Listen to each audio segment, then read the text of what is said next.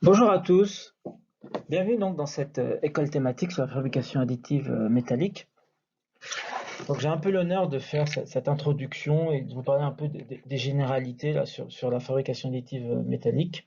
Alors je me présente rapidement, je m'appelle Imad Koutiri, donc je suis maître de conférence au laboratoire PIM, donc de l'école des arts et métiers sur le campus de Paris. Et donc je vais vous parler un peu de généralité, donc on va balayer différents thèmes autour de la fabrication additive métallique pour vous donner un peu une idée aussi du panorama donc, sur lequel vous allez avoir là, vos différentes interventions euh, sur ce thème-là.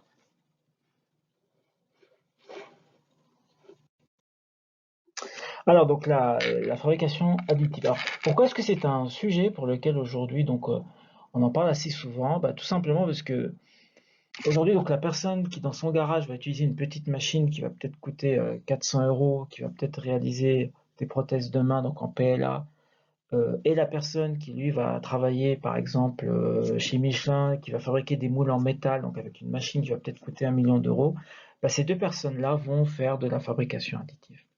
Et donc finalement, ça peut toucher le grand public jusqu'à l'ingénieur, donc dans des industries beaucoup plus lourdes. Et donc c'est pour ça qu'aujourd'hui, c'est un sujet qui est devenu extrêmement important. Et on en parle beaucoup. Donc il y avait une première phase où on parlait beaucoup de prototypage rapide, donc les propriétés mécaniques n'étaient pas au rendez-vous, donc on avait cette image où finalement on ne pouvait faire que des maquettes. Et ensuite, donc on a commencé à parler d'impression 3D avec toute l'émergence là, des petites machines low-cost qui sont apparues. Et aujourd'hui, donc les choses sont assez bien posées. Donc on parle surtout de fabrication additive, donc de additive manufacturing en anglais. Et l'idée, c'est de pouvoir balayer donc toutes les possibilités de pièces de la maquette à la pièce finie. Alors quand on parle de fabrication additive, on parle bien sûr d'une famille de différentes technologies. Donc c'est un peu pareil que quand on va vous parler de fonderie. Donc en fonderie, on va avoir de la cire perdue, du moule à sable, du lost foam, etc. Là, ça va être la même chose en fabrication additive. Donc on va avoir du SLA par exemple en stéréolithographie, de la fusion laser dite poudre, du dépôt de fil polymère, etc., etc. Alors le point commun, c'est que tous les procédés vont fonctionner couche par couche. Bien sûr, l'épaisseur de couche va varier. Sur les épaisseurs les plus fines, on sera à peu près de l'ordre de 16 microns. Et sur certaines technos, là, on va pouvoir monter à 300 microns, voire parfois au millimètre pour les procédés type WAM et autres. Alors pourquoi est-ce qu'aujourd'hui c'est un succès? Tout simplement parce que donc, en termes de coûts, donc aujourd'hui, on va avoir des pièces qui, par rapport aux procédés conventionnels, vont avoir des coûts qui vont être très inférieurs. En termes de temps, on va aussi être beaucoup plus rapide parce qu'on n'aura plus besoin de venir réaliser cette phase d'outillage qui prend aujourd'hui beaucoup de temps. Et en termes de géométrie, on va aussi être assez libre. On va pouvoir réaliser des géométries qui vont être extrêmement complexes. Bien sûr, aujourd'hui, on va avoir différents designs, donc les démarches de conception ne vont pas être les mêmes. Il va y avoir de nouveaux outils, d'accord. Et tout ça aujourd'hui peut poser des difficultés de changement, car une personne qui a travaillé pendant X temps sur des procédés conventionnels, aujourd'hui va devoir s'adapter pour pouvoir justement utiliser le potentiel de ces nouveaux procédés-là. D'où bien sûr l'objectif de formation, mais aussi de cette école thématique qui va vous permettre de vous donner un certain nombre de connaissances dans ce domaine. Alors, la fabrication additive, aujourd'hui, donc, elle est multi-domaine et multi-application. Donc, on va retrouver ça dans l'aéronautique, dans l'automobile, dans le médical, dans extrêmement plein de domaines. Aujourd'hui aussi, la fabrication additive va vous permettre de fabriquer des maquettes. Donc, alors attention, une maquette, c'est pas forcément quelque chose de très simple. Une maquette, ça va vous demander beaucoup de détails. Ça va vous demander, par exemple, de la couleur. Et une couleur, bien sûr, il va falloir être très précis sur le type de couleur, car on a toute une gamme de palettes qui est assez importante. Et on va pouvoir aussi aller jusqu'à donc la pièce finale qu'on va pouvoir mettre directement dans notre système. Donc on va pouvoir balayer tout un champ de pièces qui est extrêmement important. Aujourd'hui aussi, grâce à la fabrication additive, on va pouvoir aller vers l'ingénierie concurrente. Donc, et pouvoir par exemple intégrer des secteurs qui ne sont pas forcément des secteurs d'ingénierie. Donc on va pouvoir travailler avec des gens du marketing, des gens du commerce, des gens de la logistique pour essayer justement d'adapter les pièces. Pourquoi? Parce que là on a un produit physique qui a été terminé. Donc on va pouvoir aussi avoir des notions par exemple de concurrence, on va pouvoir fabriquer différentes pièces, ce que l'on ne pouvait pas faire avant, parce que l'outillage n'était pas forcément modifiable. Donc on va pouvoir avoir tout un champ aujourd'hui beaucoup plus important. Et aussi, ce qui est assez important en fabrication additive, on va avoir un impact qui va être transversal. Donc aujourd'hui, la personne qui va venir concevoir la pièce sera aussi la personne qui va pouvoir la fabriquer. Et donc, on va avoir tout un nombre de choses qui vont être très importantes. Ça veut dire, on sait que, en fonction des paramètres process que l'on va choisir, cela va pouvoir avoir un impact sur la microstructure et autres. Donc, on va passer par des phases d'optime topo, etc. Donc, aujourd'hui, réaliser une pièce en fabrication additive est quelque chose d'assez transversal. Donc ici, vous avez un peu le cycle complet. Donc le point de départ sera toujours votre fichier CAO. Donc il va falloir, bien sûr, dans un premier temps, à partir de la pièce CAO, transformer tout ça en un fichier STL. Donc pourquoi STL? Pour stéréolithographie, tout simplement parce que ça a été la première machine qui a été commercialisée par 3D Systems, et donc ils avaient besoin de ce format de fichier pour pouvoir venir réaliser leurs pièces. Donc ils ont fait ça en 1987, ça a été la première machine qui a été commercialisée en fabrication additive. Alors si vous faites de la rétroconception, vous allez aussi avoir besoin de réparer vos pièces, tout simplement parce que en venant scanner, en ayant tout un fichier de points, il va y avoir des petites aberrations, donc il va falloir, avant de pouvoir passer à la partie préparation dans le fichier de la machine, venir traiter tous ces points et recréer vos surfaces proprement. Ensuite, donc, il va falloir définir la paramétrie procédé. Donc, on sait qu'aujourd'hui, c'est une problématique puisqu'on a un nombre de paramètres extrêmement important. Et donc, il va falloir réfléchir à quelle est la bonne paramétrie pour ce que j'ai envie de faire et qu'est-ce que finalement j'ai envie d'optimiser. Est-ce que j'ai envie d'optimiser mes propriétés mécaniques? Est-ce que j'ai envie d'optimiser l'état de surface? Est-ce que j'ai envie d'optimiser euh, mes propriétés dimensionnelles, etc., etc. Et ensuite, on sait qu'on a toujours une étape ici de finition et d'usinage parce que pour l'instant, on n'a pas de pièces finies, donc on va avoir un brut sur lequel on va venir reprendre un certain nombre de choses. Alors aujourd'hui, quand on travaille donc en fabrication additive, on va parler de design for additive manufacturing. Donc ça va être l'approche qu'on va utiliser pour des pièces faites en fabrication additive. Alors pourquoi est-ce qu'on a une approche qui est différente des procédés conventionnels? Tout simplement parce qu'aujourd'hui, on va avoir des nouveaux outils et des nouvelles compétences qui vont être extrêmement importantes. Par exemple, on a cette notion de support. Cette notion de support, elle est extrêmement, elle est aujourd'hui primordiale si vous voulez être capable de fabriquer toutes les géométries de pièces que vous souhaitez. Donc il faut savoir bien sûr où placer les supports, comment les placer. Donc ils ont des rôles qui sont extrêmement importants. Aujourd'hui, on est obligé, si vous voulez utiliser tout le potentiel de la fabrication additive, passer par l'optime topo, donc l'optimisation topologique. Il y a les notions de contraintes résiduelles qui reviennent. Alors bien sûr, elles existaient en usinage, en soudage, etc. Mais aujourd'hui, elles ont quand même du poids elles sont extrêmement importantes grâce au cycle thermique que l'on va retrouver dans la fabrication en utilisant ces procédés-là. Les structures lattices. Donc aujourd'hui, c'est quelque chose qui est extrêmement important. Donc on est aujourd'hui, l'environnement est devenu un problème mondial et donc on cherche à alléger au maximum. Et donc les structures lattices vont pouvoir aider à ce type de choses. Donc pour essayer donc de faire baisser le poids des pièces, etc., etc. Donc on a un certain nombre de choses qui sont complètement nouvelles et donc bien sûr il faut les adapter à la fabrication additive et donc c'est pour ça qu'aujourd'hui donc on parle beaucoup de design for additive manufacturing pour essayer de prendre en compte toutes ces choses-là lorsqu'on va vouloir réaliser une pièce par fabrication additive. Alors quand on va vouloir réaliser une pièce par fabrication additive, si vous voulez profiter donc du maximum du potentiel des pièces, donc on va passer par l'optimisation topologique. Ça aussi, c'est quelque chose qui est très lié à la fabrication additive. Donc, dans le cadre, par exemple, de la fonderie, on prenait directement les surfaces fonctionnelles et on venait lier donc, toutes ces surfaces entre elles avec de la matière pleine. En fabrication additive, on va fonctionner d'une manière un peu différente. Donc, on va partir d'un volume que l'on va chercher soit à maximiser la rigidité ou à minimiser le poids pour avoir finalement que de la matière là où c'est nécessaire. Alors pour ça, bien sûr, on va utiliser des algorithmes d'optimisation qui vont être couplés à la méthode des éléments finis pour calculer les contraintes. Et en sortie, donc on va avoir des pièces. Donc il y a il y a un certain nombre de logiciels commerciaux qui existent.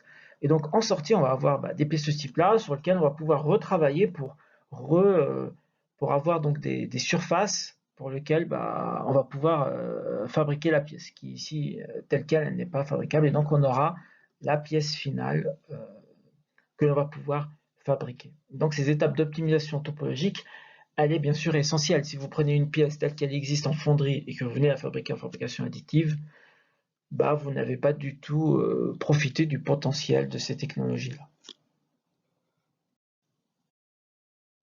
Alors aujourd'hui, donc il y a toute une famille qui existe en fabrication additive.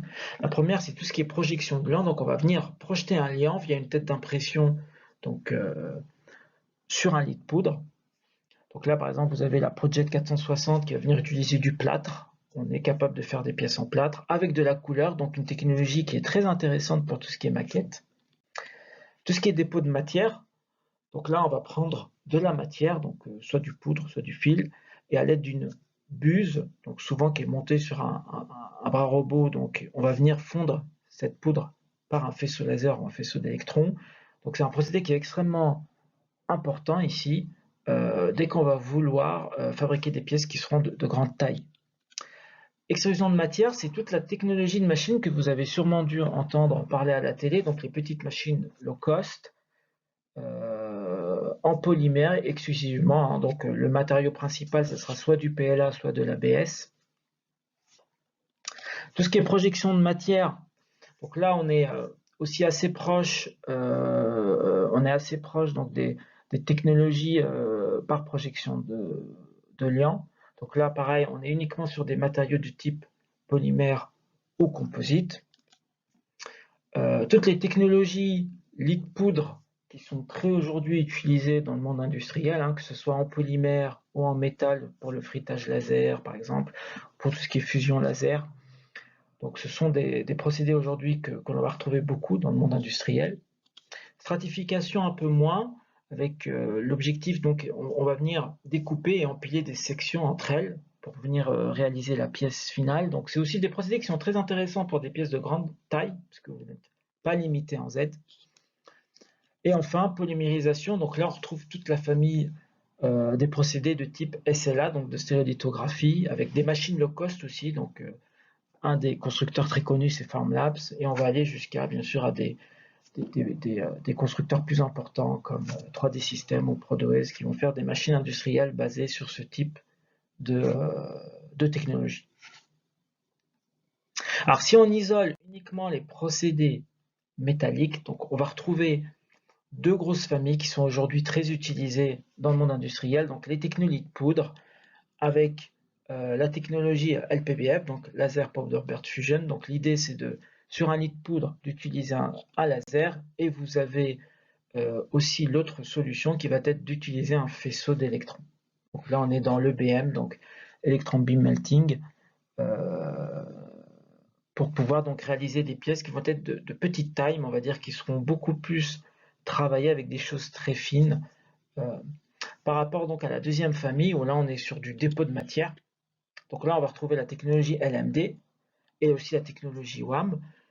Et donc là l'idée c'est on va prendre de la matière. Donc dans la technologie LMD ça sera souvent de la poudre. Dans la technologie WAM, pour Wire Arc Additive Manufacturing, ça sera souvent du fil. Et donc on va venir déposer donc par une buse ou par un système de déroulement du fil, donc monter souvent sur un bras robot 5 axes, et on va venir fondre ça soit par un arc électrique, donc soit par un laser. Et donc là aussi on retrouve tout un certain nombre de constructeurs sur ces technologies-là. Donc ces deux premières familles sont les plus utilisées dans le monde industriel. Ensuite on retrouve donc la technologie de Metal Binder Jetting, donc par Markforged par exemple, qui est un des constructeurs sur cette techno-là. Donc là, l'objectif, on va venir projeter un liant donc, sur un lit de poudre métallique. Et l'idée, c'est de venir agglomérer les particules métalliques. Et ensuite, on a une deuxième étape de frittage au four pour finalement donner les caractéristiques définitives de la pièce. Et enfin, la quatrième et dernière famille, donc là, on est sur la stratification de couches. Donc là, l'idée, c'est de lier des couches de faible épaisseur entre elles. Donc la forme de l'objet va être découpée à l'aide d'une lame ou d'un laser avant ou après assemblage des couches. Et le collage des couches, le collage entre les feuilles va se faire par différentes méthodes, hein, soit par collage adhésif, soit par collage thermique, soit par soudage par ultrasons. Par exemple, dans le procédé ici SDL, Selective Deposition Lamination, on va utiliser une combinaison de collage adhésif et thermique. Un des constructeurs dans cette famille-là, dans les UAM, donc c'est Fabri-Sonic, qui commercialise aussi des machines. Alors voilà quelques exemples de pièces en fabrication additive métal. Donc il y en a beaucoup. Donc j'ai choisi ceux-là parce qu'ils sont assez caractéristiques. Donc ils sont assez connus. Donc vous en avez sûrement entendu parler. Mais Michelin aujourd'hui va fabriquer ses moules donc via la société Adup pour ces lamelles donc avec des architectures de pneus qui sont aujourd'hui assez spécifiques et qui sont réalisables uniquement donc par fabrication additive. Donc c'est ce qui les a poussés donc à aller vers ce type de technologie. Ici, on a un autre exemple, donc c'est l'injecteur de carburant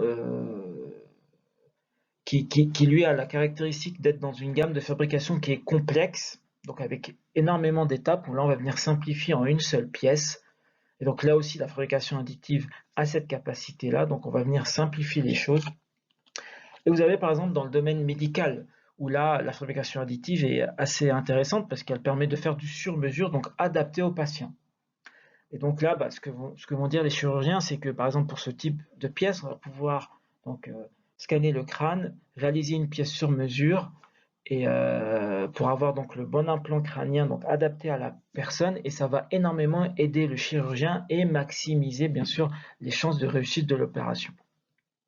Donc là, on a différents domaines, tous très intéressants, donc, et on voit bien que on est dans différents thèmes, soit dans du moule, soit dans de la fabrication de pièces, soit dans du médical. Donc là, je vous ai dit pour l'instant que du bien de la fabrication additive. Il y a encore certaines limites. Pour l'instant, on n'est que lié aux petites séries. Donc ce sont des procédés qui sont très intéressants pour tout ce qui touche les prototypes. En termes de coûts, on est quand même aujourd'hui à des coûts qui sont assez élevés. Donc une machine fusion laser lit de poudre, donc par exemple une SLM 125, donc avec un plateau de 125 mm, on est dans de l'ordre de prix de 350 kg. Donc on est à des prix qui sont assez élevés. Aujourd'hui, on en fabrique des brutes. Donc si vous avez besoin de mettre directement, de disposer un roulement avec des contraintes d'état de surface très sévères sur votre pièce, vous allez devoir faire de l'usinage. Vous n'allez pas pouvoir utiliser votre pièce telle quelle. Aujourd'hui, on a aussi des problèmes de santé matière. Donc là, par exemple, ici, on voit, là, j'ai un bel éjecta ici, j'ai une belle porosité en haut. Donc la porosité en haut a été créée par ici l'éjecta qui est venu détériorer mon lit de poudre, qui est venu créer une porosité. Et donc là, je sais que dans le cas de chargement cyclique, donc en fatigue, vous aurez un cours sur la partie section 7 sur les problématiques de fatigue, ça va être un problème. Donc on retrouve plus ou moins les mêmes problématiques qu'en fonderie avec ces histoires de porosité qui vont venir dégrader ma tenue en fatigue, donc la durabilité de votre matériau. On va aussi vous parler de traitement. Donc pareil, vous allez avoir une section dédiée au traitement thermique. Pourquoi? Parce qu'on va faire un certain nombre de traitements thermiques en sortie de pièce qui vont être obligatoires parce que vous ne pourrez pas utiliser votre pièce telle qu'elle en sortie de machine.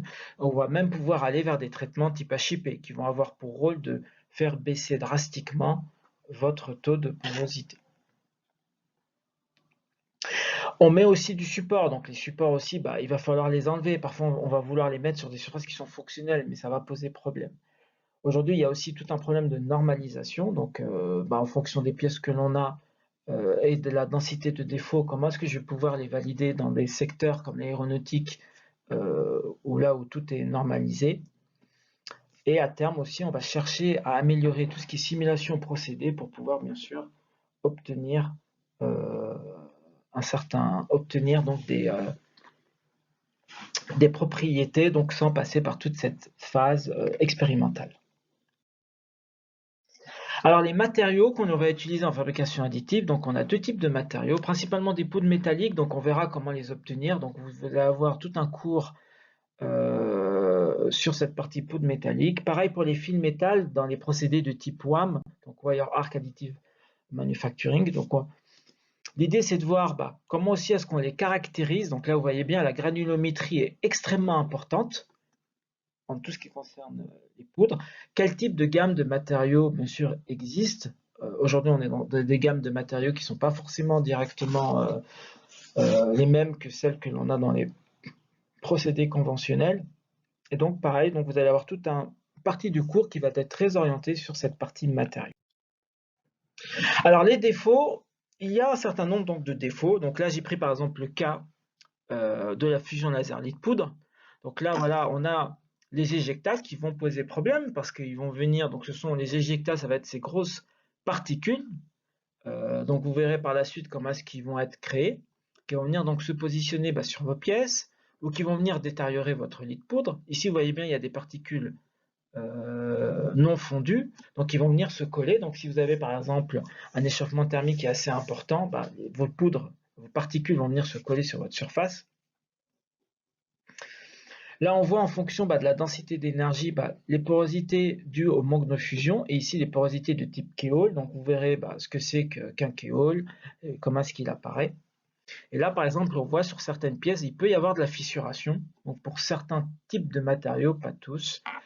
Bien sûr, ici on voit que la pièce, dès lors de sa fabrication machine, en sortie de machine, elle n'est pas utilisable. Alors pour pouvoir comprendre d'où viennent tous ces défauts, donc on va s'intéresser à l'interaction laser-matière. Donc on sait qu'aujourd'hui, au niveau du bain de fusion, on a un certain nombre d'instabilités, donc le bain de fusion n'est pas stable. Et donc qu'est-ce qui va se passer? Vous allez avoir la formation d'éjection de métal fondu. Donc on reconnaît directement ces particules qui seront de taille assez importante. Donc aujourd'hui, donc, pour pouvoir comprendre l'ensemble de ces choses, donc, on va utiliser toute une instrumentation. Donc, on va utiliser des caméras rapides, par exemple, qui vont venir directement filmer ce qui se passe au niveau de la zone de fusion. Donc, ici, vous avez, par exemple, des choses qui ont été extraites de la thèse de Valérie Gunam-Tiram. Ici, par exemple, il y a eu un certain nombre d'observations qui ont été faites. Donc, sur la partie avant, ici, des zones fondues. Donc, on a ces éjectats qui apparaissent, qui vont être liés aux particules, donc qui sont attirées par la dénudation et qui vont être cisaillées par le flux de vapeur vertical. Et c'est comme ça donc qu'on va venir créer ces éjectats. Alors on peut se poser sur la même question sur comment est-ce qu'on crée des porosités de type Keol. Donc vous verrez tout ça et cette partie interaction laser-matière, elle est très importante pour essayer bien sûr de comprendre d'où viennent un certain nombre de types de défauts. Alors les microstructures.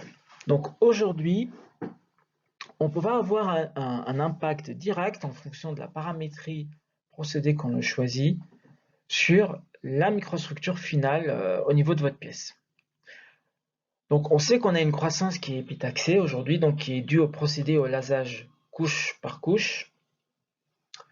Et ici par exemple, on a les résultats là, de la thèse d'Olivier Andro qui s'est faite sur un 316L. Et là on voit bien l'évolution de la microstructure en fonction de la densité d'énergie qui a été donc choisie via la paramétrie process. Donc on voit bien qu'on a une évolution de la densité de défaut et de la microstructure qui est directement impactée par la paramétrie procédée. Et là on voit même sur ce type de matériau, donc on a une augmentation de la taille des grains avec la densité volumique d'énergie. Et donc ce phénomène donc, il est aujourd'hui extrêmement important. Et donc aujourd'hui donc il y a beaucoup de notions métallurgiques qui reviennent. Pourquoi? Parce que du fait donc de cet effet structure que l'on a, de cet effet de la paramétrie procédée, donc incluant bien sûr aussi par exemple les stratégies de balayage que l'on va avoir. Donc, on cherche à mieux comprendre un certain nombre de choses au niveau donc des microstructures.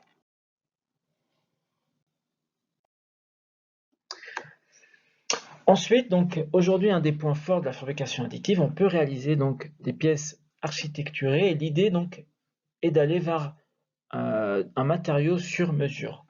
Donc bien sûr, ces notions de pièces architecturées, on le retrouve déjà dans la nature. Et donc l'idée de faire un choix optimal du réseau et de la densité de matériaux.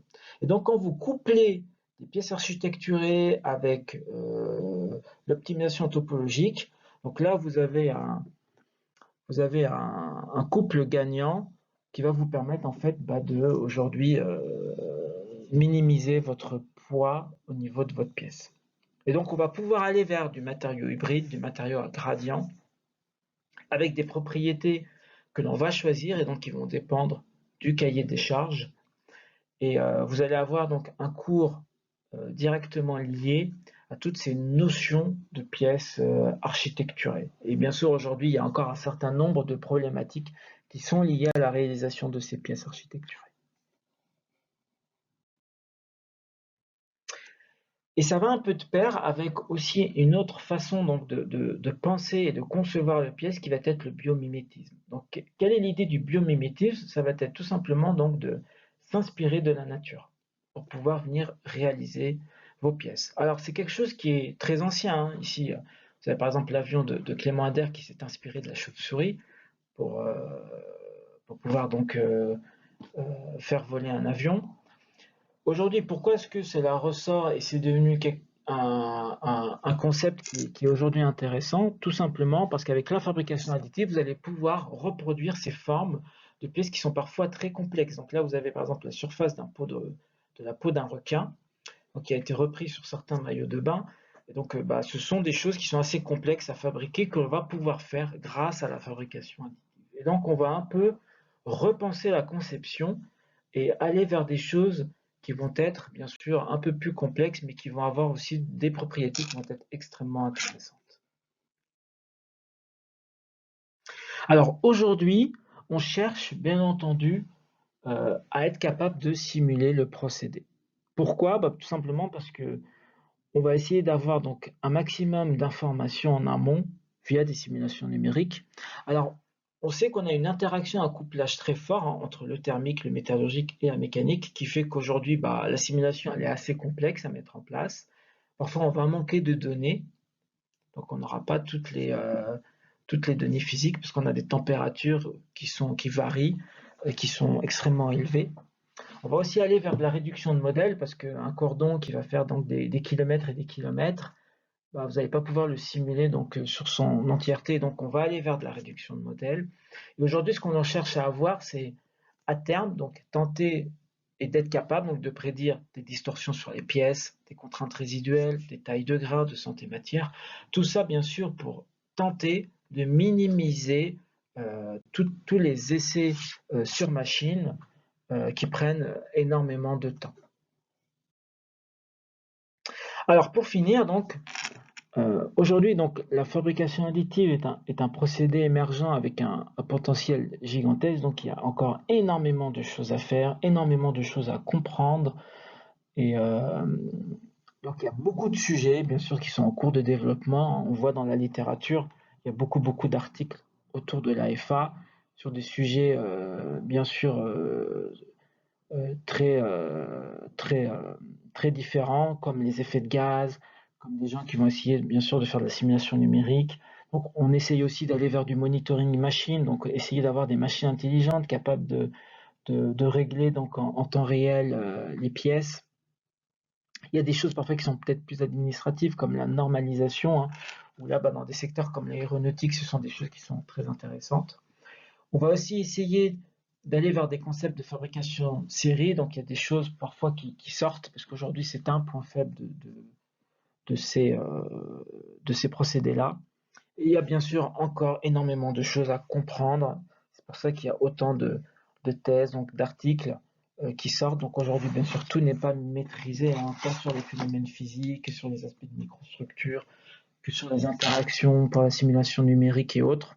Et donc c'est pour ça qu'il y a encore énormément de choses qui sont faites dans ce domaine. Voilà, je voulais donc vous remercier pour votre attention.